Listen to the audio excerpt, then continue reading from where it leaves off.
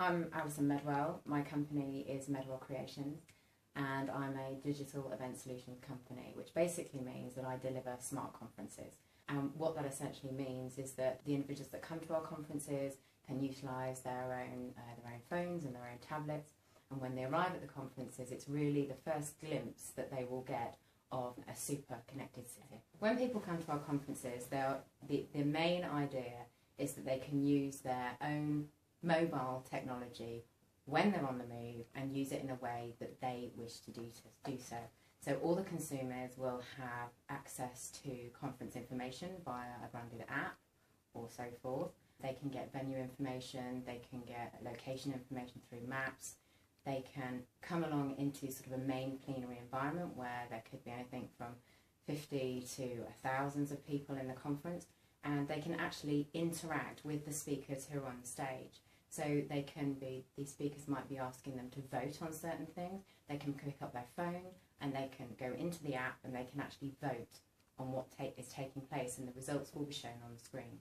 They can ask the speakers questions. So, people can ask live questions, but people aren't so happy about standing up in front of a whole audience of people, can actually submit questions to the speakers via their own phone or their own tablet, which they have there.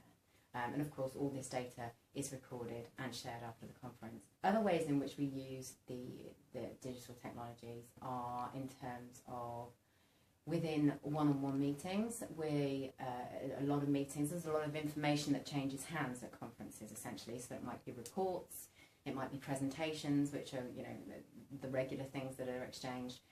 We create QR codes whereby people can utilise a QR code scanner which is built into the app which we use.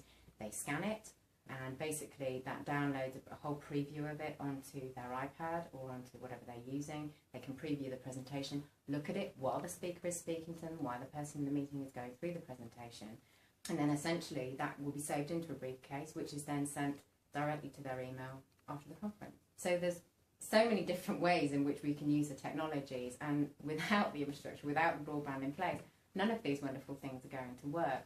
The other thing which is particularly popular with sort of the bigger brand names, I wouldn't say so much in the banking and so forth like that, but certainly your big brands who are selling to consumers, are obviously integrating the app that we use. We integrate with with the social networking sites, so that people are feeding back about the conference into their own blogs or into just onto the Facebook pages or via Twitter, and they're talking about what's happening at the conference.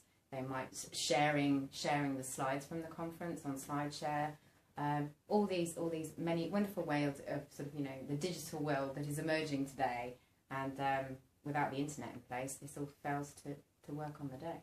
In my view, the way in which I use my iPad or my iPhone is that I become a virtual person, i.e. I use Facebook, I use Skype to contact people who live far away from us. In a lot of my conferences, we might be dealing with somewhere in South America, with people in the UK. And if I'm setting up lots of meetings, for me, and hopefully for my clients, I don't see why there can't be virtual consumers or virtual delegates at the events that I do. So therefore, if there are meetings going on, they should be able to Skype, and people should Skype into that meeting. You know what, we can have a meeting with the people who have attended the conference in that meeting. And basically, we create media rooms whereby they can have one-to-one meetings in those rooms utilising Skype, FaceTime. I know there are lots of other ones that can be used, but those are the most common ones. And that way, my client is having valuable meetings that basically wouldn't have happened.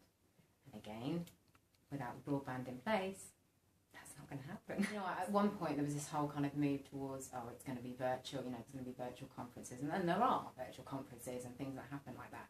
But I'm not entirely sure, in my personal view, that you're ever going to replace it entirely. Because I think people buy an emotion, and people buy from people they like. And there's a trust level, and however much, I think Skype and FaceTime and things like that go a long way towards helping with that.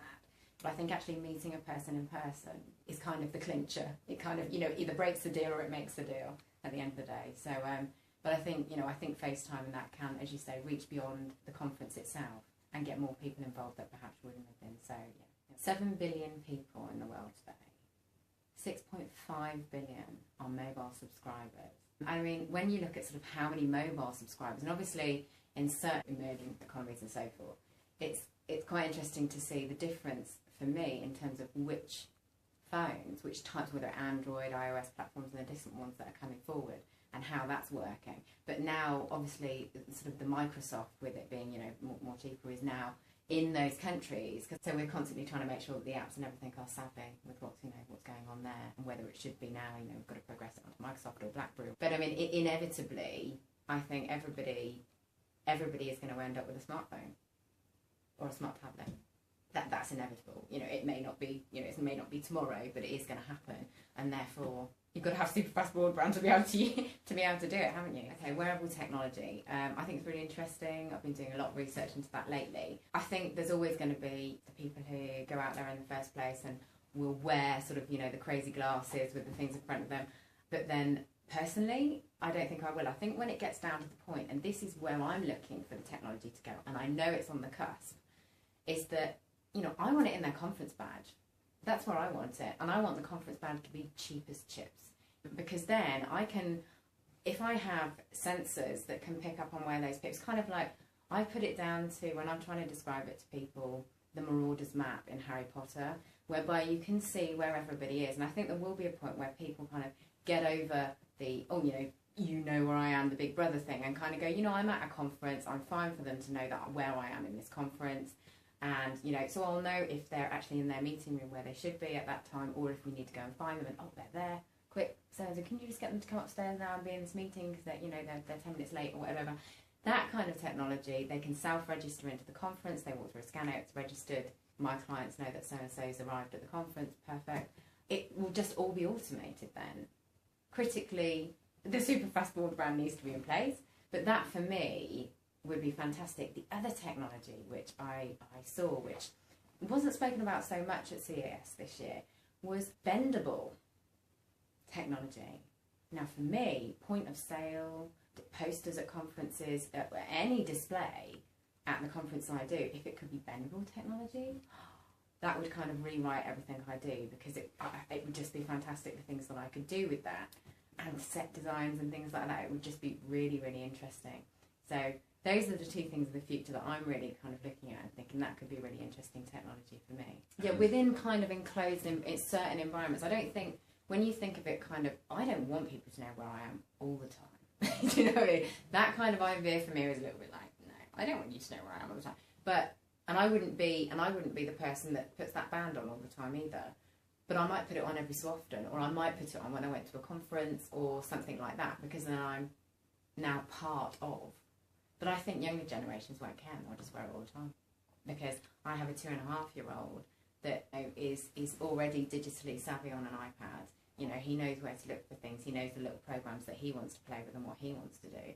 And I think when you grow up with that kind of technology, and he will see wearable technology from very early on in life, I don't think he'll have such an issue with it. Because let's face it, what do they, alpha mothers, isn't it? Whereby you want to know, you know, alpha mothers want to know where their children and their family are at all times. There will be, probably in generations to come, mothers that are like, right, I'm having to work, everybody works, the father works, the mother works, we want to know where our child is and what he's doing in nursery. Wearable technology from that point of view, and being a mother myself, I can definitely see the benefits of that.